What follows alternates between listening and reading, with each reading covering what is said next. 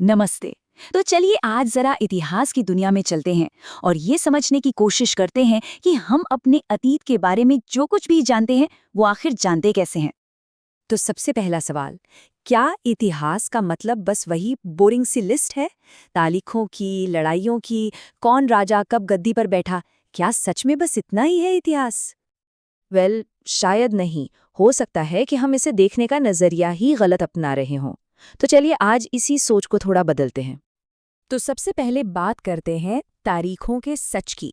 इतिहास और तारीखों का जो रिश्ता है, क्या वो वाकई उतना सीधा है जितना हमें लगता है? हाँ, एक जमाना था जब हिस्टोरियंस का सारा ध्यान इसी बात पर होता था कि भाई कौन सा राजा कब गद्दी पर बैठा, कौन सी लड़ाई कब हुई, मतलब सब कुछ तारीखों के इर्द गिर्द घूमता था।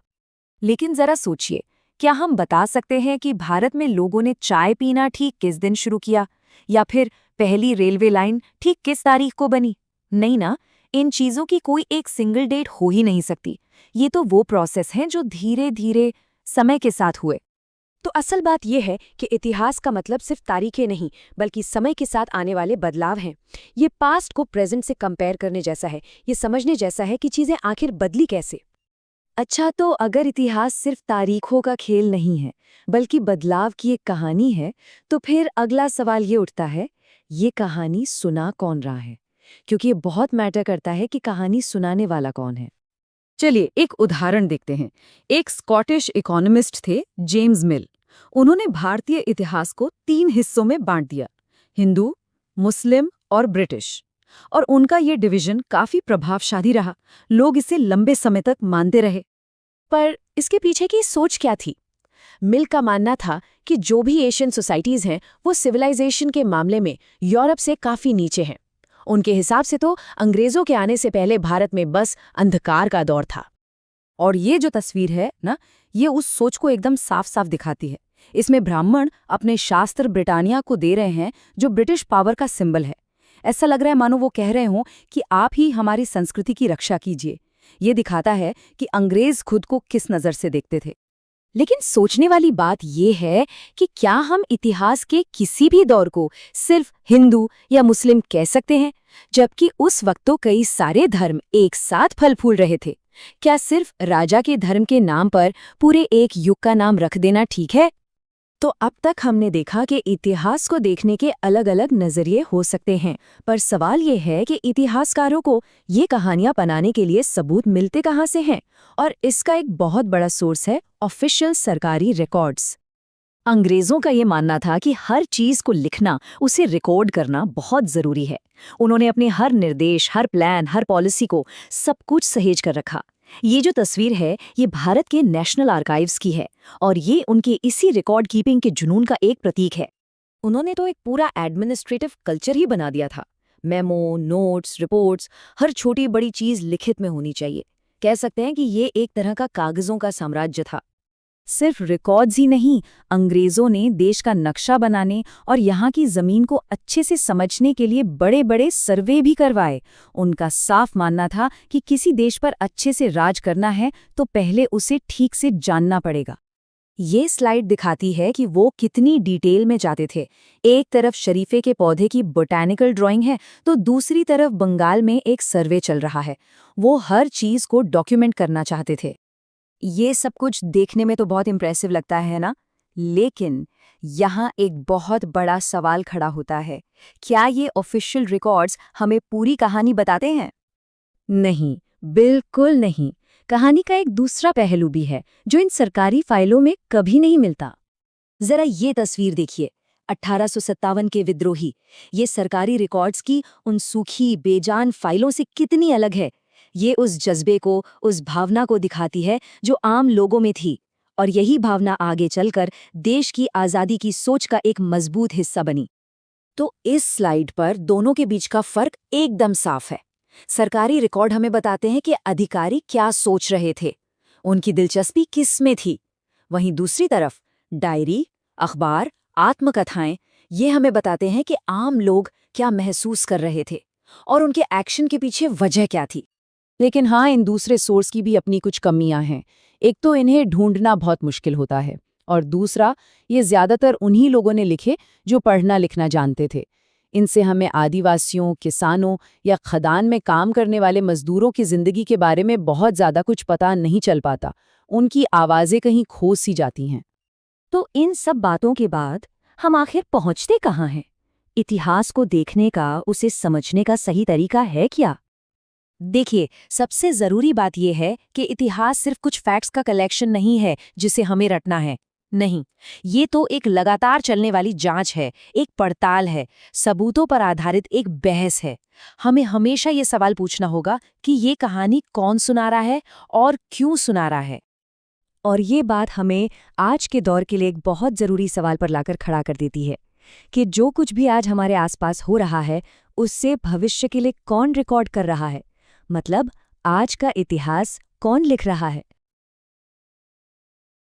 सोचिए एक ऐसी कंपनी के बारे में जो बनी तो थी मुनाफा कमाने के लिए, लेकिन उसने एक पूरे के पूरे साम्राज्य पर ही कब्जा कर लिया। जी हाँ, ये ईस्ट इंडिया कंपनी की अविश्वसनीय कहानी है। एक ऐसी कहानी जिसकी शुरुआत तलवार से नहीं बल्कि बही खातों से हुई थी। तो सवाल यही उठता है कि आखिर मुट्ठी भर व्यापारियों ने ये किया कैसे? कैसे एक ट्रेडिंग कंपनी एक ताकतवर साम्राज्य को झुकाने में कामयाब हो गई? तो चलिए आज इसी हैरत अंगेज सफर को समझते हैं। तो हमारी कहानी शुरू होती है साल 1600 से, जब मसालों और रेशम के सपने लेकर एक शाही फरमान के साथ एक कंपनी का जन्म हुआ। एक ऐसी कंपनी जो दुनिया का नक्शा हमेशा हमेशा के लिए बदलने वाली थी। महारानी एलिजाबेथ प्रथम से इजाजत मिलने के बाद इस कंपनी की नजरें पूरब की दौलत पर थीं। उनके जहाज कीमती मसालों, कपास और बहुत सारे मुनाफे का वादा लेकर अनजान समंदरों का सफर तय करने निकल पड़े। देखिए, भारत के ये खजाने जैसे कि बेहतरीन सूती कपड़े, रेशम और मसाले, यूरोप में इनकी कीमत सोने जैसी थी। लेकिन इस दौड़ में कंपनी अकेली नहीं थी। डच, फ्रांसीसी और पुर्तगाली सब इस मुनाफे वाले व्यापार का हिस्सा बनना चाहते थे, और इसी वजह से एक जबरदस्त होड़ शुरू हो गई। और जब दांव पर इतना बड़ा मुनाफा हो तो मुकाबला जल्द ही टकराव में बदल जाता है। व्यापार करने आए जहाज़ों को अब जंगी जहाज़ों की जरूरत पड़ने वाली थी, और व्यापारी अब सिपाही बनने की तैयारी कर रहे थे। बंगाल में कंपनी की बढ़ती ताकत उसे सीधे वहां के शासकों यानी नवाबों के साथ टकराव के रास्ते पर ले आई। नवाबों को ये साफ साफ दिख रहा था कि कंपनी सिर्फ व्यापार नहीं कर रही, वो तो किले बना रही थी, टैक्स देने से मना कर रही थी और उनकी सत्ता को सीधे सीधे चुनौती दे रही थी। और इसी आक्रामक रवैये का चेहरा था रॉबर्ट क्लाइव। क्लाइव जैसे कंपनी अधिकारियों का मानना था कि व्यापार और युद्ध असल में एक ही सिक्के के दो पहलू हैं, और कंपनी का दबदबा कायम करने के लिए दोनों ही जरूरी थे। ये जो तनाव धीरे धीरे बढ़ रहा था, वो आखिरकार 1757 में प्लासी के मैदान में फटा। ये एक ऐसी लड़ाई थी जिसने हिंदुस्तान की तकदीर का फैसला कर दिया और एक ट्रेडिंग कंपनी को शासक बना दिया।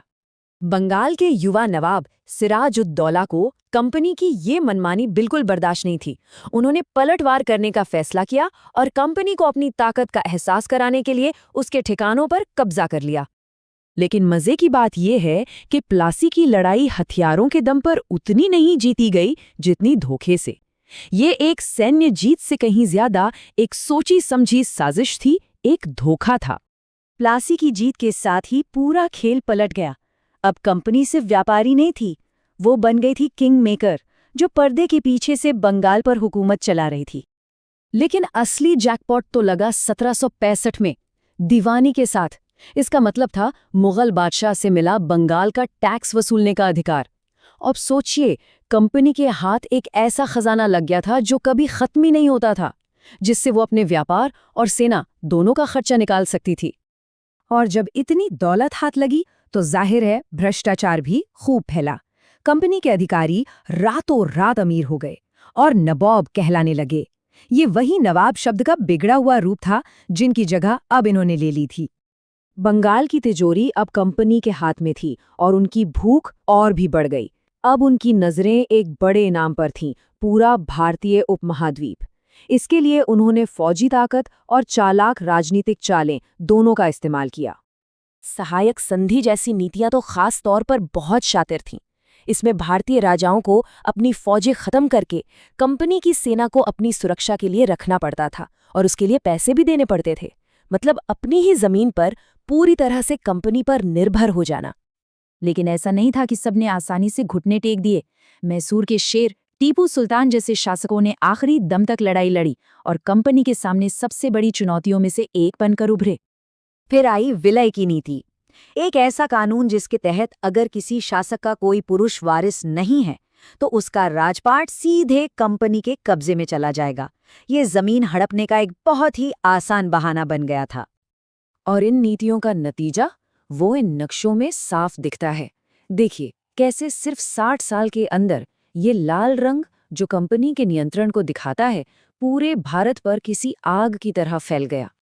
1857 आते आते हालत ये हो गई थी कि भारत के 63% हिस्से पर एक ब्रिटिश कंपनी का सीधा राज था और देश की 78% आबादी पर उसका शासन चलता था। एक व्यापारिक कंपनी के साम्राज्य बनने का सफर अब पूरा हो चुका था। तो ईस्ट इंडिया कंपनी की कहानी हमें एक बहुत बड़ा सवाल सोचने पर मजबूर करती है। जब कोई कंपनी अपनी खुद की फौज रखती है, देशों पर हुकूमत करती है और करोड़ों लोगों की किस्मत का फैसला करती है, तो फिर एक कंपनी और एक सरकार के बीच की लकीर कहाँ बचती है? सोच कर देखिए, एक ट्रेडिंग कंपनी जिसका काम था सिर्फ सामान खरीदना और बेचना, वो एक पूरे देश पर राज करने लगती है।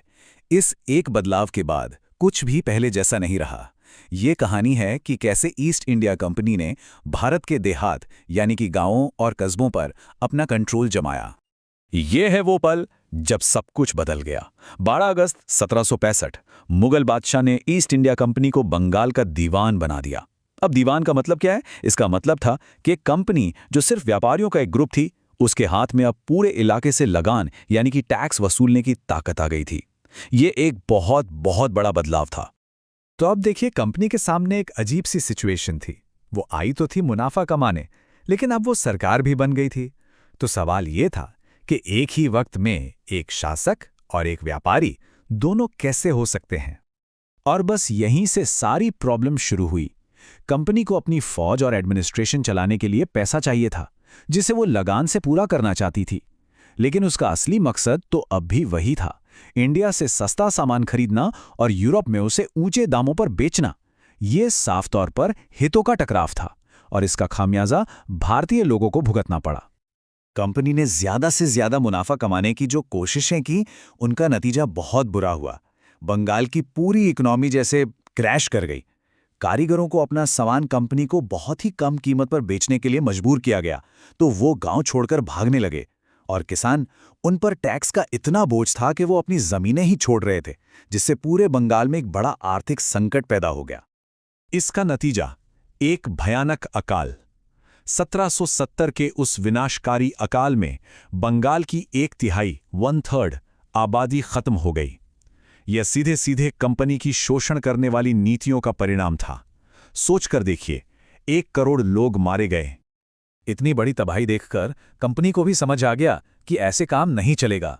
उन्हें रेवेन्यू यानी लगान वसूलने का कोई टिकाऊ तरीका खोजना होगा। और बस यहीं से शुरू हुआ दशकों तक चलने वाला एक बड़ा एक्सपेरिमेंट, जो अक्सर बहुत विनाशकारी भी साबित हुआ। तो इस प्रॉब्लम का पहला सॉल्यूशन लाने की कोशिश की चार्ल्स कॉर्नवालिस ने। 1793 में वो लेकर आए स्थायी बंदोबस्त या परमानेंट सेटलमेंट। आइडिया बड़ा सिंपल था, टैक्स की रकम हमेशा के लिए फिक्स कर दो। कंपनी को लगा कि इससे जमींदारों को जमीन बेहतर बनाने के लिए मोटिवेशन मिलेगा और कंपनी को भी एक फिक्स्ड इनकम मिलती रहेगी। लेकिन सिर्फ एक सिस्टम से काम नहीं बना। अंग्रेजों ने रेवेन्यू की प्रॉब्लम को सॉल्व करने के लिए पूरे भारत में अलग अलग जगहों पर 3 अलग अलग सिस्टम्स ट्राई किए। बंगाल में स्थायी बंदोबस्त, नॉर्थ वेस्टर्न प्रोविंसेस में महालवाड़ी सिस्टम, जहां पूरे गांव से टैक्स लेते थे, और दक्षिणी भारत में रियतवाड़ी सिस्टम, जहां सीधे किसानों से डील होती थी। हर सिस्टम का गांव की जिंदगी पर बहुत गहरा असर पड़ा, लेकिन सबका मकसद वो एक ही था, कंपनी की तिजोरी भरना। लेकिन कंपनी सिर्फ जमीन के टैक्स से खुश नहीं थी। उन्हें जल्द ही एहसास हुआ कि भारत की जमीन सोने जैसी है। इस पर वो फसलें उगाई जा सकती हैं जिनकी यूरोप में जबरदस्त डिमांड थी। और एक खास रंग था जिसकी मांग तो जैसे आसमान छू रही थी। और वो रंग था नीला, यानी कि इंडिगो। ब्रिटेन और यूरोप में कपड़ा बनाने वाले इस नीले रंग के दीवाने थे। इसका कलर इतना पक्का और इतना वाइब्रेंट होता था कि ये एक स्टेटस सिंबल बन गया था। चाहे वो भारत का कलमकारी प्रिंट हो या इंग्लैंड का मॉरिस कॉटन, दोनों की शान इस नीले रंग से ही थी। तो ये नील आखिर था क्या? एक पौधा जिससे एक गहरा नीला रंग निकलता था। यूरोप पहले अमेरिका और वेस्ट इंडीज से नील लेता था, लेकिन जब वहां से सप्लाई बंद हो गई तो ब्रिटेन ने अपनी पूरी नजर भारत पर टिका दी। और इसका असर, वो तो आंखें खोल देने वाला था। ये नंबर्स देखिए, 1788 में ब्रिटेन जितना नील इंपोर्ट करता था उसका 30% भारत से आता था, लेकिन सिर्फ 22 साल बाद 1810 तक ये आंकड़ा 30% से सीधे 95% पर पहुंच गया। मतलब भारत अब ब्रिटेन की नील की जरूरत का लगभग पूरा हिस्सा सप्लाई कर रहा था। लेकिन इन खूबसूरत कपड़ों और बढ़ते हुए मुनाफे के पीछे एक बहुत ही अंधेरी सच्चाई छिपी थी। एक ऐसा सिस्टम जिसने भारत के किसानों को कर्ज और जबरन खेती के एक ऐसे चक्रव्यूह में फंसा दिया था जिससे निकलना नामुमकिन था। बागान मालिकों ने नील उगाने के लिए 2 मेन तरीके अपनाए, निज और रैयती। निज सिस्टम में जो प्लांटर यानी बागान मालिक था वो अपनी जमीन पर खेती करवाता था, लेकिन यह आसान नहीं था। इसके लिए बहुत जमीन और पैसा चाहिए था। तो उन्होंने दूसरा रास्ता अपनाया, रैयती सिस्टम। ये सबसे ज्यादा चला। इसमें उन्होंने किसानों को ही मजबूर किया कि वो अपनी जमीन पर नील उगाएं, मतलब सारा रिस्क और सारी मेहनत किसान की। ये सिस्टम एक जाल था। पूरा साइकिल समझिए। पहले किसान पर प्रेशर डाला जाता कि वो एक कॉन्ट्रैक्ट साइन करे, जिसे सट्टा कहते थे, और उसके बदले उसे थोड़ा सा कैश एडवांस दे दिया जाता। फिर उसे अपनी सबसे अच्छी जमीन के 25% हिस्से पर नील उगाना पड़ता, वो जमीन जिस पर वो अपने परिवार के लिए चावल उगा सकता था। जब फसल तैयार होती तो प्लांटर उसे मार्केट प्राइस से बहुत ही कम दाम देता। नतीजा, किसान वो लोन कभी चुका ही नहीं पाता था और अगले साल के लिए एक और लोन, और ये साइकिल चलता रहता पीढ़ी दर पीढ़ी। और इसमें मेहनत इतनी ज्यादा थी कि पूरे परिवार को, मर्द, औरत, बच्चे, सबको काम करना पड़ता था। और सबसे बुरा यह था कि नील की कटाई का वक्त ठीक वही होता था जब उन्हें अपनी चावल की फसल की देखभाल करनी होती थी। सीधे सीधे ये उन्हें भूखा रखने का एक तरीका था। आखिर कब तक सहते? 1859 आते आते सालों का ये अत्याचार एक बड़े विद्रोह के रूप में फूट पड़ा। मार्च 1859 बंगाल के हजारों किसानों ने एक साथ नील उगाने से साफ मना कर दिया। बस यहीं से शुरू हुआ नील विद्रोह, उन बागान मालिकों और उस पूरे सिस्टम के खिलाफ जिसने उनकी जिंदगी बर्बाद कर दी थी। किसानों ने अपने भालों, तलवारों और तीरों से नील की फैक्ट्रियों पर हमला बोल दिया। औरतें भी पीछे नहीं रहीं, बर्तन और किचन का सामान लेकर लड़ने निकल पड़ीं। वो किसी भी कीमत पर इस जबरदस्त खेती के चक्रव्यूह को तोड़ना चाहते थे। हाजे मुल्ला नाम के किसान के शब्द इस पूरे विद्रोह की आत्मा को बयान करते हैं। उन्होंने कहा, मैं नील नहीं बोऊंगा, जरूरत पड़ी तो भीख मांग लूंगा, पर नील नहीं बोऊंगा। इससे उनकी बेबसी और उनके पक्के इरादे दोनों का पता चलता है। और यकीन करना मुश्किल है, लेकिन वो जीत गए। ये विद्रोह एक जबरदस्त कामयाबी थी। इसने सरकार को बीच में आने के लिए मजबूर कर दिया और आखिरकार इसने बंगाल में नील प्रोडक्शन के पूरे सिस्टम को ही घुटनों पर ला दिया। ये आम किसानों के लिए एक बहुत बड़ी, एक ऐतिहासिक जीत थी। लेकिन कहानी यहां खत्म नहीं हुई। बंगाल में तो लड़ाई जीत ली गई थी, पर शोषण खत्म नहीं हुआ था। जो बागान मालिक थे वो अपना बिजनेस बिहार ले गए और वहां भी इसके खिलाफ संघर्ष जारी रहा, जो आगे चलकर 1917 में महात्मा गांधी के मशहूर चंपारण आंदोलन की वजह बना। तो नील की ये कहानी सिर्फ इतिहास का एक पन्ना नहीं है, ये एक शक्तिशाली याद दिलाती है कि हम जो चीजें रोज इस्तेमाल करते हैं उनकी एक कीमत होती है, एक ऐसी कीमत जो अक्सर इंसानों को चुकानी पड़ती है। और ये आज भी हमें सोचने पर मजबूर करती है कि जिन प्रोडक्ट्स को हम यूज करते हैं उनकी असली कीमत क्या है और वो कीमत आखिर चुका कौन रहा है। 19वीं सदी का भारत एक तरफ एक साम्राज्य तेजी से फैल रहा था और दूसरी तरफ जंगलों में रहने वाले कुछ समुदाय अपने वजूद को बचाने के लिए एक बहुत बड़ी लड़ाई लड़ रहे थे। आज हम आदिवासियों की कहानी जानेंगे, उनकी दुनिया को समझेंगे और अंग्रेजी हुकूमत के खिलाफ उनके विद्रोह को देखेंगे। सदियों से जंगल ही उनका सब कुछ था, उनका घर, उनकी दुनिया, सब कुछ तालमेल में चल रहा था। लेकिन फिर ऐसा क्या हुआ जिसने उन्हें उस समय के सबसे ताकतवर साम्राज्य को चुनौती देने पर मजबूर कर दिया? आखिर वो क्या वजह थी? तो चलिए इस पूरी कहानी को समझने के लिए थोड़ा सा पीछे चलते हैं और देखते हैं कि अंग्रेजों के आने से पहले इन आदिवासी समुदायों की जिंदगी असल में थी कैसी। देखिए, उनकी जिंदगी का एक बहुत बड़ा हिस्सा थी झूम खेती। ये कोई आज की बात नहीं, बल्कि पीढ़ी दर पीढ़ी चली आ रही एक पारंपरिक प्रथा थी। यहाँ हम न्यामगिरी की पहाड़ियों की महिलाओं को इसी तरीके से जमीन तैयार करते देख सकते हैं, जो दिखाता है कि उनका प्रकृति के साथ कितना गहरा रिश्ता था। तो ये झूम खेती थी क्या? असल में ये एक बहुत ही अनोखी तकनीक थी। इसमें होता ये था कि जंगल के एक हिस्से को काटकर और जलाकर साफ कर दिया जाता था, और जो राख बचती थी वो मिट्टी के लिए खाद का काम करती थी, मतलब एकदम नेचुरल फर्टिलाइजर। कुछ साल खेती करने के बाद उस जमीन को वैसे ही छोड़ दिया जाता था ताकि वो फिर से हरी भरी हो सके, और किसान आगे बढ़ जाते थे। पर एक बात समझना बहुत जरूरी है कि आदिवासी समुदाय कोई एक जैसा होमोजीनियस ग्रुप नहीं था। उनकी जिंदगी जीने के तरीकों में गजब की विविधता थी। कुछ लोग झूम खेती करते थे तो कुछ बहुत ही माहिर शिकारी और संग्राहक थे। कई समुदाय ऐसे भी थे जो पशुपालन से अपनी जिंदगी चलाते थे, जबकि कुछ ने एक ही जगह बसकर पक्की खेती करना शुरू कर दिया था। उनके लिए जंगल सिर्फ एक जगह नहीं थी, वो उनके जीवन का केंद्र था। सब कुछ वहीं से मिलता था, खाना, घर बनाने का सामान और जीने के हर साधन। जैसे उड़ीसा की ये डोंगरिया कंध महिलाएं अपनी रोजी रोटी के लिए जरूरी पत्तियां इकट्ठा कर रही हैं। ये तस्वीर जंगल के साथ उनके अटूट रिश्ते की कहानी खुद कहती है।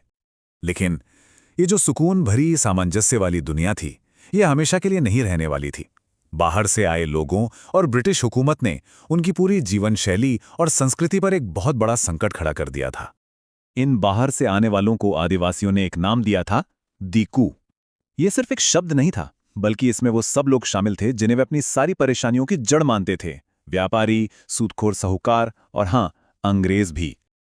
ब्रिटिश राज में जो बदलाव आए वो बहुत बड़े थे और सच कहें तो विनाशकारी थे।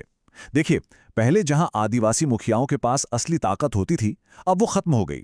जो जंगल कभी सबकी मिल्कियत होते थे, उन्हें स्टेट प्रॉपर्टी यानी सरकारी संपत्ति बना दिया गया। उनकी आज़ादी से घूमने और खेती करने पर पाबंदियां लग गईं, और उनके सदियों पुराने रीति रिवाजों की जगह ब्रिटिश कानूनों ने ले ली। मतलब नतीजा ये हुआ कि जो आदिवासी मुखिया थे वो बस नाम के मुखिया रह गए। उनकी सारी प्रशासनिक शक्ति छीन ली गई और उन्हें ब्रिटिश अधिकारियों के बनाए कानूनों को मानने पर मजबूर कर दिया गया। उनकी आज़ादी, उनकी पहचान, सब कुछ दांव पर लग गया था। और इन नए कानूनों का असर जमीन पर बहुत ही भयानक था। जब जंगल पर आधारित उनकी रोजी रोटी के सारे रास्ते बंद हो गए, तो अनगिनत आदिवासियों को बहुत ही मुश्किल हालात में मजदूरी करने के लिए मजबूर होना पड़ा। लेकिन जब जुल्म बढ़ता है तो कहीं ना कहीं से एक आवाज जरूर उठती है, और इस बढ़ती बेचैनी और पीड़ा के बीच एक ऐसे नेता का उदय हुआ जो अपने लोगों के लिए उम्मीद की एक नई किरण बनकर आया, बिरसा मुंडा। उस वक्त मुंडा लोगों की जो पीड़ा थी वो उनके लोक गीतों में साफ झलकती है। एक गीत के बोल थे, हाय इस देश में अंग्रेजों के राज में जीना कितना मुश्किल है, दिन में जमींदार का राज है और रात में राजा का, हाय यही हमारी हालत है। ये बोल उनके दर्द को बयां करते हैं। और इसी निराशा और दर्द भरे माहौल से एक नाम उभरा, बिरसा मुंडा। मुंडा जनजाति के एक नौजवान जिन्होंने एक ऐसे आंदोलन की शुरुआत की जिसे इतिहास हमेशा याद रखेगा। तो कौन थे बिरसा? उनका जन्म 1870 के दशक में एक बहुत ही गरीब मुंडा परिवार में हुआ था। उन्होंने बचपन से अपने बुजुर्गों से दिखुओं के आने से पहले के एक सुनहरे दौर की कहानियां सुनी थी। एक ऐसा दौर जब सब कुछ अच्छा था। युवावस्था में वो एक मिशनरी स्कूल में भी पढ़े और फिर 1895 में उन्होंने खुद को भगवान का दूत घोषित कर दिया। उनका एक ही मिशन था, अपने लोगों का खोया हुआ गौरव वापस दिलाना। अब बिरसा के आंदोलन की जो असली ताकत थी ना, वो किसी हथियार में नहीं बल्कि एक बहुत शक्तिशाली सपने में थी। एक गौरवशाली अतीत को फिर से जिंदा करने का सपना, जिसे उन्होंने स्वर्ण युग कहा। तो कैसा था बिरसा का ये सज्जुग का सपना? इसमें सबसे पहले था एक मुंडा राज, यानी मुंडाओं का अपना राज, जहां कोई बाहरी दखल न हो। इसका मतलब था सभी दीकुओं को, मिशनरियों, साहूकारों, जमींदारों और अंग्रेजी सरकार को बाहर निकालना, अपनी जमीन पर फिर से अपना हक जताना और एक अच्छा सदाचारी जीवन जीना जिसमें शराब और जादू टोने जैसी बुराइयों की कोई जगह ना हो।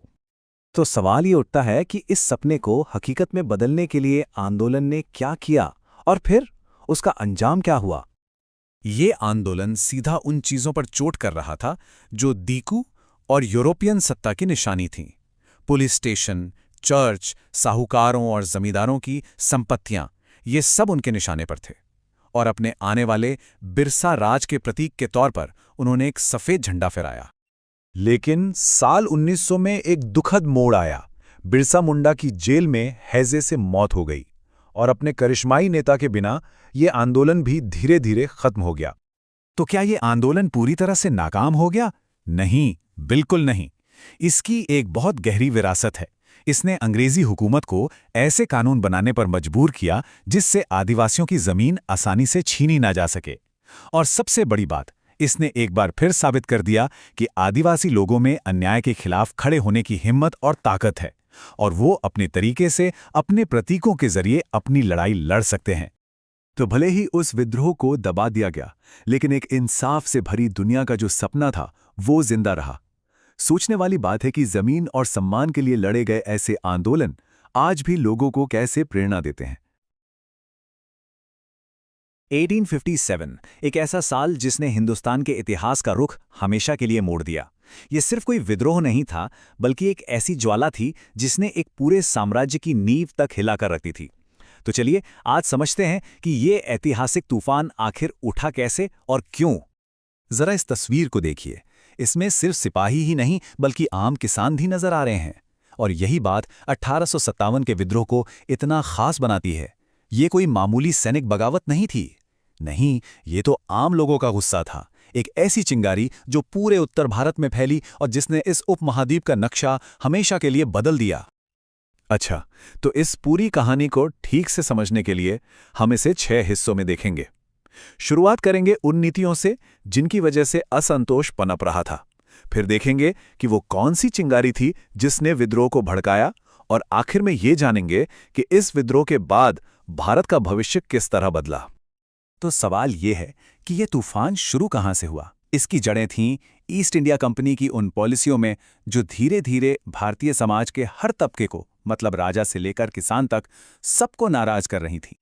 सोचिए, एक के बाद एक नवाबों और राजाओं से उनकी सत्ता छीनी जा रही थी। अंग्रेजों ने डॉक्ट्रिन ऑफ लैप्स जैसी नीतियां लागू कीं। इसका मतलब ये था कि अगर किसी शासक का कोई पुरुष वारिस नहीं है तो उसका राज्य सीधा कंपनी के कब्जे में चला जाएगा। उनका सम्मान, उनका अधिकार, सब कुछ दांव पर लगा हुआ था। लेकिन ये असंतोष सिर्फ महलों तक ही नहीं था। गांव में किसान बहुत ज्यादा लगान की वजह से दबे जा रहे थे। और सेना में जो भारतीय सिपाही थे, जिनमें से कई तो इन्हीं किसान परिवारों से आते थे, वो अपने वेतन और नौकरी की शर्तों से बिल्कुल भी खुश नहीं थे। वो अपने गांव में अपने परिवारों का दुख दर्द अपनी आंखों से देख रहे थे। और फिर मामला धर्म और परंपरा का भी था। अंग्रेजों ने सती प्रथा पर रोक जैसे कुछ सुधार तो किए, लेकिन कई भारतीयों को लगा कि ये उनके रीति रिवाजों में सीधी दखलंदाजी है। जब सिपाहियों को नौकरी के लिए समुद्र पार जाने का आदेश दिया गया तो इसे उनकी धार्मिक मान्यताओं पर एक बड़ा हमला माना गया। लोगों को ऐसा लगने लगा था कि उनकी पूरी पहचान ही खतरे में है।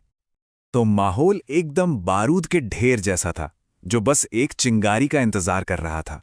और वो चिंगारी एक अफवाह के रूप में आई, जिसने देखते ही देखते पूरे देश में आग लगा दी। वो चिंगारी थी एनफील्ड राइफल के नए कारतूस।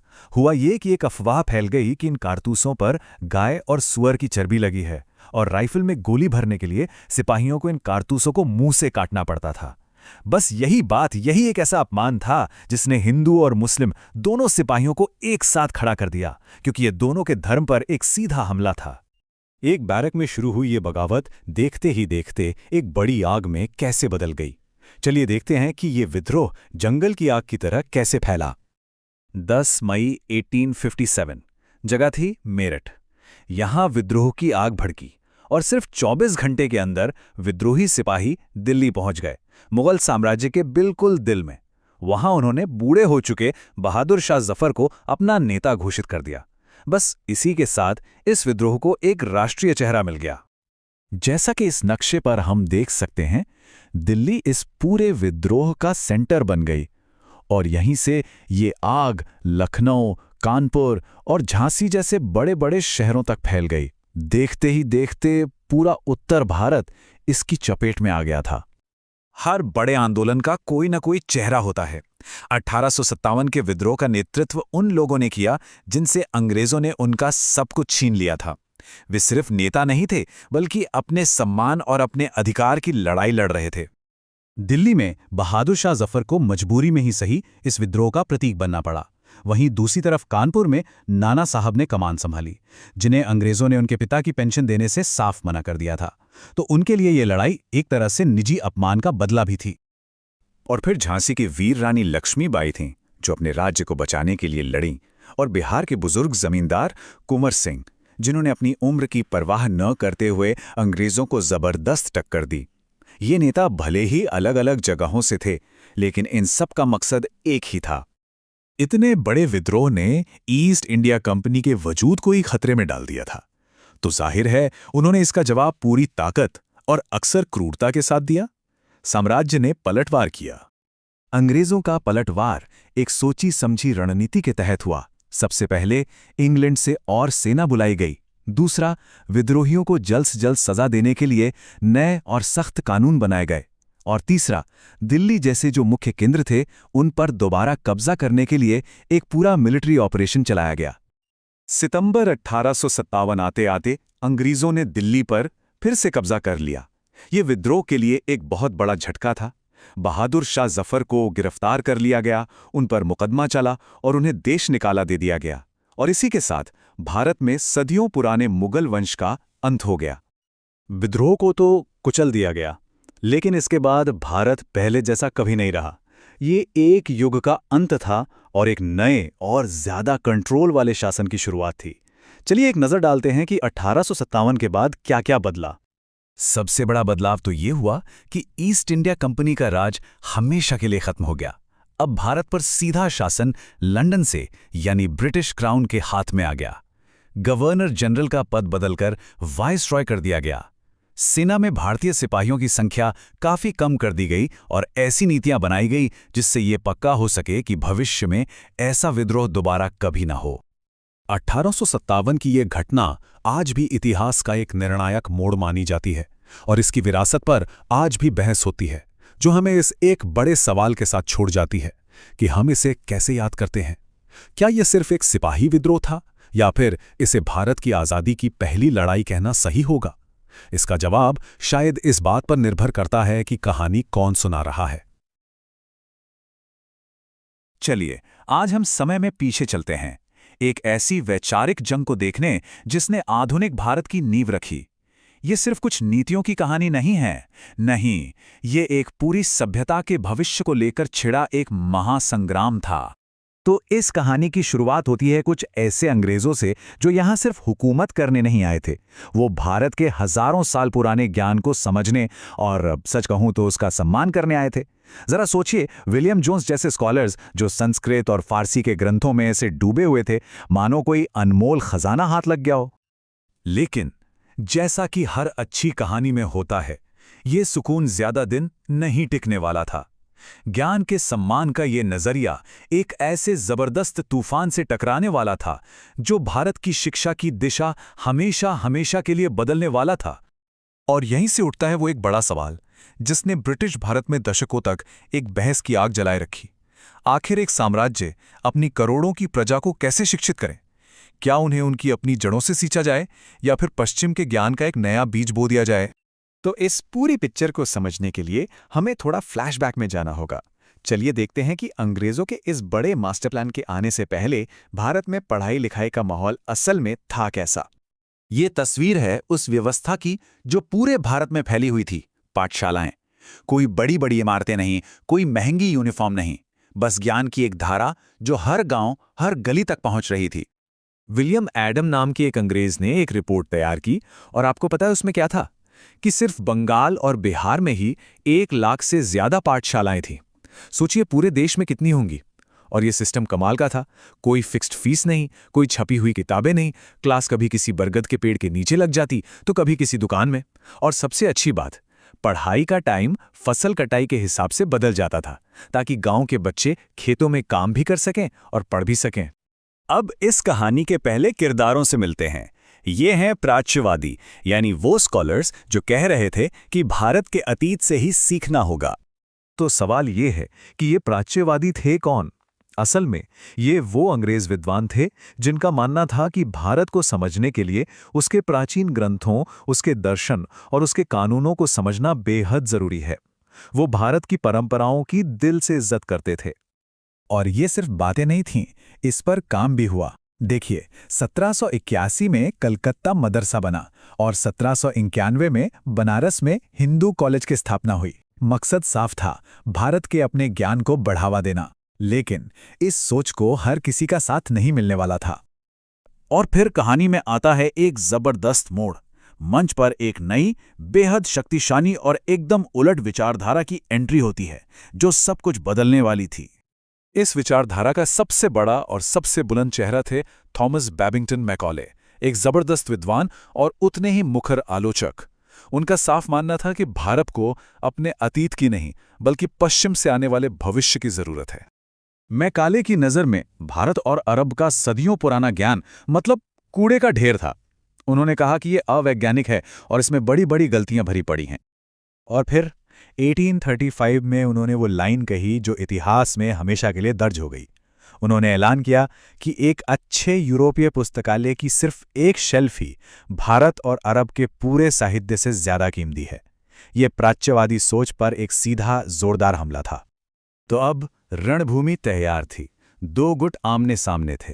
एक तरफ थे प्राच्यवादी जो भारतीय भाषाओं और ज्ञान को बचाना चाहते थे, और दूसरी तरफ थे मैकाले जैसे आंग्लवादी जिनका मानना था कि शिक्षा सिर्फ और सिर्फ अंग्रेजी में होनी चाहिए ताकि भारतीयों को यूरोपीय विज्ञान और दर्शन सिखाया जा सके।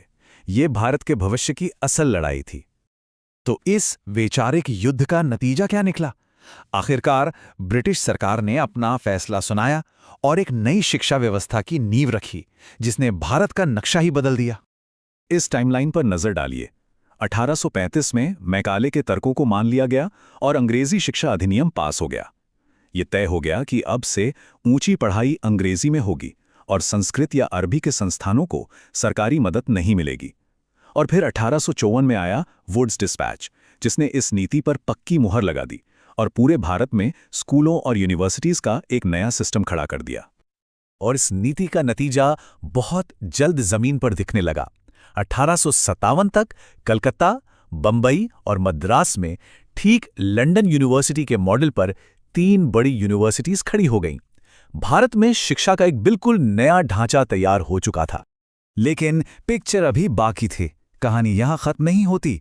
अब मंच पर एंट्री होती है हमारे असली नायकों की, भारतीय राष्ट्रवादी, जिन्होंने अंग्रेजों की इस पूरी शिक्षा व्यवस्था की नींव पर ही सवाल उठा दिया। इस विद्रोह की शायद सबसे शक्तिशाली आवाज थे महात्मा गांधी। उनका कहना बिल्कुल साफ था, ये शिक्षा हमें आजाद नहीं कर रही बल्कि ये तो हमें गुलाम बना रही है।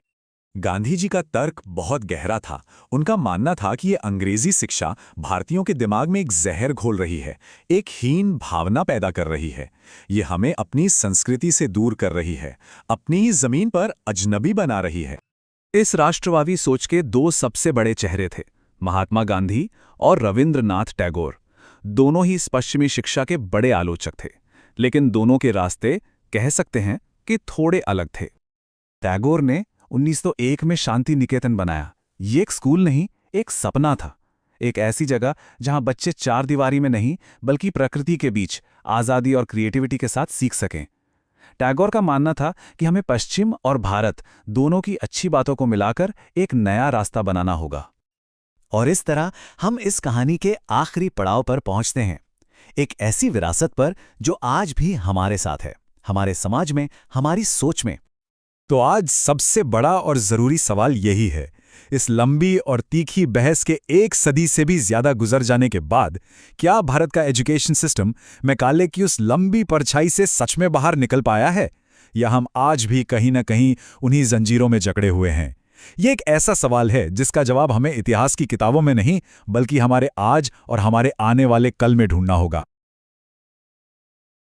चलिए एक ऐसे समय में चलते हैं जब भारत अपनी सदियों पुरानी परंपराओं पर खुद ही सवाल उठा रहा था।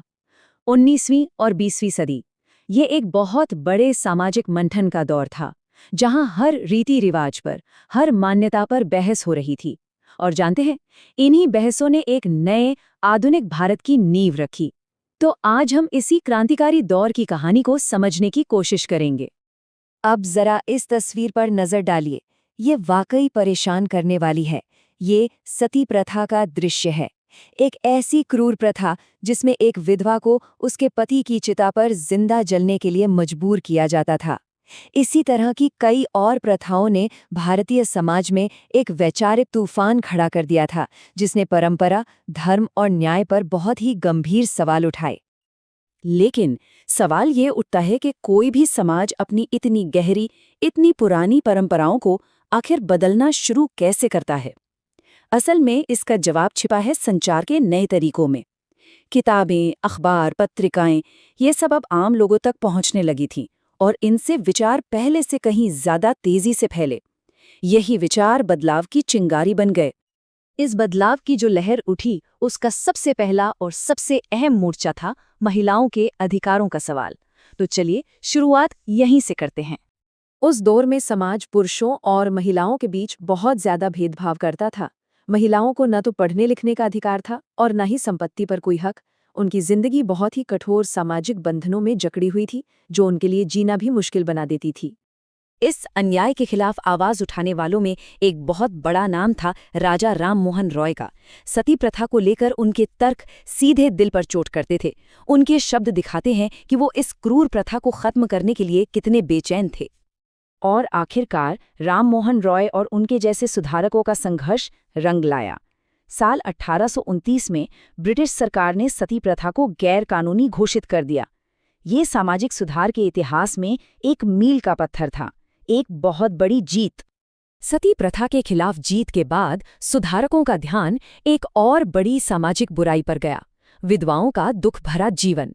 और इस लड़ाई की मशाल उठाई महान सुधारक ईश्वरचंद्र विद्यासागर ने। विद्यासागर की रणनीति कह सकते हैं कमाल की थी। उन्होंने परंपरा को चुनौती देने के लिए परंपरा का ही सहारा लिया। उन्होंने पुराने धर्म ग्रंथों को गहराई से पढ़ा और ये साबित कर दिया कि उनमें विधवा विवाह की अनुमति है। ये एक ऐसा तर्क था जिसे कोई भी आसानी से नजरअंदाज नहीं कर सकता था।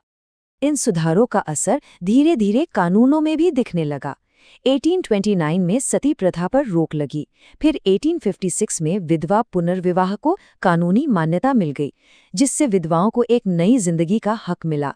और फिर 1929 में आया बाल विवाह निषेध अधिनियम, जिसने लड़कियों के भविष्य को सुरक्षित करने में मदद की। ये सब दशकों के लंबे संघर्ष का नतीजा था। कानूनी लड़ाई तो चल ही रही थी, लेकिन उसके साथ साथ शिक्षा के मोर्चे पर भी एक क्रांति हो रही थी। पंडिता रमाबाई और भोपाल की बेगमों जैसी कई साहसी महिलाओं ने लड़कियों के लिए स्कूल खोले और एक नई राह दिखाई। और ये शिक्षित महिलाएं ही थीं जो आगे चलकर बाल विवाह जैसी कुप्रथाओं के खिलाफ सबसे मजबूत आवाज बनी। तो जहां एक तरफ महिलाओं के अधिकारों की बात हो रही थी, ठीक उसी वक्त एक और बहुत बड़ा और शक्तिशाली आंदोलन समाज में पनप रहा था। ये था जाति व्यवस्था की कठोर दीवारों के खिलाफ संघर्ष। इस आंदोलन के एक बहुत बड़े नायक थे ज्योतिराव फूले। उन्होंने ब्राह्मणों के उस दावे को सीधी चुनौती दी जिसमें वो खुद को आर्य बताकर दूसरों से बेहतर मानते थे। फूले का साफ मानना था कि ये पूरी व्यवस्था ही अन्याय पर टिकी है और उन्होंने इसकी जोरदार आलोचना की। फूले ने अपनी मशहूर किताब गुलामगिरी में जाति व्यवस्था पर एक जबरदस्त प्रहार किया। उन्होंने भारत की तथाकथित निचली जातियों के शोषण की तुलना अमेरिका में गुलामों की हालत से की। सोचिए, उस समय के लिए ये कितना क्रांतिकारी विचार रहा होगा। 20वीं सदी में इस मशाल को आगे बढ़ाया डॉक्टर B.R. अम्बेडकर ने। उन्होंने बचपन से ही जातिगत भेदभाव का दर्द झेला था और यही अनुभव जीवन भर उनकी लड़ाई की प्रेरणा बना। 1927 में उनका मंदिर प्रवेश आंदोलन सिर्फ एक घटना नहीं थी, बल्कि सामाजिक समानता के लिए उनके संघर्ष का एक बहुत शक्तिशाली प्रतीक था। ये आंदोलन सिर्फ मंदिर या पानी तक पहुंचने के लिए नहीं था। जैसा कि अंबेडकर के इन शब्दों से साफ है, ये असल में मानवीय गरिमा और आत्मसम्मान की एक गहरी घोषणा थी। ये साबित करने की लड़ाई थी कि हम भी इंसान हैं। और ये लड़ाई सिर्फ कुछ बड़े नेताओं तक ही सीमित नहीं थी। दक्षिण भारत में पेरियार के नेतृत्व में आत्मसम्मान आंदोलन चला, तो वहीं मदिगा जैसे कई समुदायों ने अपने सम्मान और बेहतर जीवन के लिए आवाज उठाई। ये एक राष्ट्रव्यापी संघर्ष बन चुका था। तो इन सभी अलग अलग सुधार आंदोलनों का असर क्या हुआ? इन सब ने मिलकर एक आधुनिक राष्ट्र की, एक मॉडर्न नेशन की नींव रखी। सोचने वाली बात यह है कि इन सुधारकों ने ये बदलाव लाया कैसे? उनके पास कुछ खास टूल्स थे। उन्होंने पुराने ग्रंथों की नई तरह से व्याख्या की, ये दिखाने के लिए कि कई कुप्रथाएं धर्म का हिस्सा नहीं हैं। ब्रह्म समाज जैसे संगठन बनाए, लोगों को एकजुट किया, अखबारों और किताबों से अपने विचार फैलाए और न्यायपूर्ण कानूनों के लिए सरकार पर दबाव बनाया। और यही बात इन सभी संघर्षों को इतना महत्वपूर्ण बनाती है।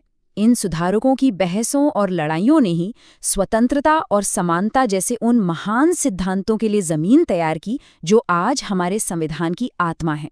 ये सिर्फ इतिहास की घटनाएं नहीं हैं, बल्कि ये हमारे राष्ट्र के निर्माण के पल थे। इन सुधारकों ने अपने समय की सबसे बड़ी लड़ाइयां लड़ी और एक नए भारत की नींव रखी। ये हमें सोचने पर मजबूर करता है कि हमारे समय के वो कौन से अन्याय हैं जिन्हें चुनौती देने के लिए वैसे ही साहस और वैसी ही हिम्मत की जरूरत है। चलिए आज बात करते हैं एक बहुत ही असाधारण सफर की, एक 77 साल लंबी कहानी जिसने एक विचार को एक राष्ट्र में बदल दिया। ये कहानी है संघर्ष की, बलिदान की और एक अटूट इरादे की। ये है भारत के स्वतंत्रता संग्राम की कहानी 1870 से 1947 तक। और यही सवाल असल में इस पूरी कहानी का दिल है। देखिए, भारत का स्वतंत्रता आंदोलन कोई एक सीधी सादी कहानी नहीं है। इसमें बहुत कुछ है। कहीं शांति से बहसें हो रही हैं तो कहीं से क्रांति की हुंकार उठ रही है। आइए इन्हीं अलग अलग धागों को एक साथ पिरोकर देखते हैं कि ये सब हुआ कैसे। तो इस सफर में हम 5 बड़े पड़ावों से गुजरेंगे। पहले देखेंगे कि एक राष्ट्र होने की चेतना कैसे जागी। फिर बात करेंगे उदारवादियों की, जिन्होंने याचिकाओं से अपनी बात रखी। इसके बाद जानेंगे कि कैसे उग्र राष्ट्रवाद ने स्वराज की मांग उठाई। फिर गांधी युग ने कैसे पूरे आंदोलन की शक्ल बदल दी। और आखिर में हम पहुंचेंगे स्वतंत्रता और विभाजन की उस जटिल कहानी तक। तो कहानी शुरू होती है एक एहसास से, एक बहुत ही धीमी सी सुगबुगाहट से। अलग अलग जगहों पर अलग अलग लोगों के मन में एक ही ख्याल पनप रहा था कि वे सिर्फ किसी राजा की प्रजा नहीं, बल्कि अपने आप में एक राष्ट्र हैं। धीरे धीरे ये सोच मजबूत होती चली गई कि ये देश, ये जमीन, ये संसाधन, ये सब भारतीयों के हैं। लोगों को ये महसूस होने लगा कि उनके भविष्य पर अंग्रेजों का कब्जा है, और जब तक ये कब्जा खत्म नहीं होगा तब तक भारत अपनी असली पहचान नहीं पा सकता। यही वो चिंगारी थी जिसने राष्ट्रवाद की आग को हवा दी। अब इस बढ़ती हुई चेतना को, इस आवाज को एक मंच की जरूरत थी, और वो मंच मिला 1885 में जब भारतीय राष्ट्रीय कांग्रेस की स्थापना हुई। सोचिए ये कितना बड़ा पल रहा होगा जब पहली बार पूरे भारत से लोग एक साथ एक मंच पर खड़े थे। तो कांग्रेस की स्थापना के साथ ही हम कहानी के पहले दौर में आ जाते हैं। इसे कहते हैं उदारवादियों का दौर।